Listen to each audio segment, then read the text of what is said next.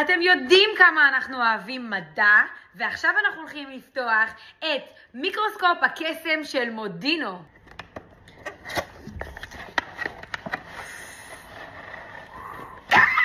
מה נפל לי? הרעות. כמו מתן. זה יפה. וואו, קיבלנו בצהוב. יפה הוא. קודם כל זה מעוצב ממש ממש יפה. יש לזה מגן ששומר על המסך. יש כאן את האפשרות להתנה.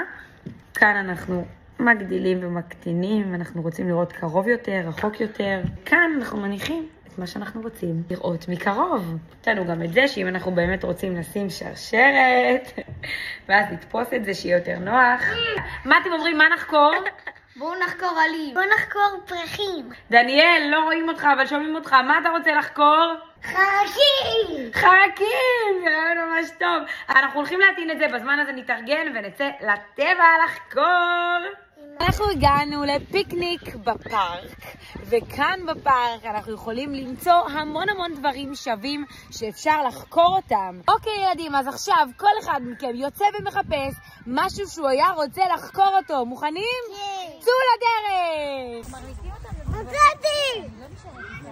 מצאתי משהו מגניב, תראי. דניאל מצא נוצה. אלין, מה את מצאת?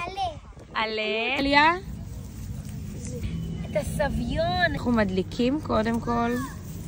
אוי, איזה חמוד זה, ראיתם?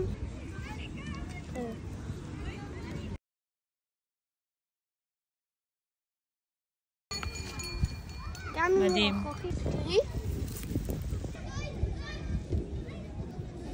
וואו. אומייגאד. תראי. וואו. יואו! יואו!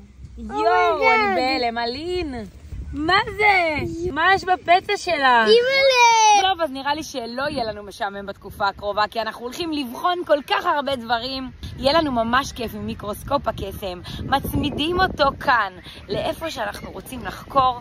אנחנו יכולים לשים אותו על הדשא, על צמחים, או על כל דבר אחר שאנחנו רוצים לראות. או על היד, ולראות את כל מה שיש מבפנים. אז מה אתם גיליתם?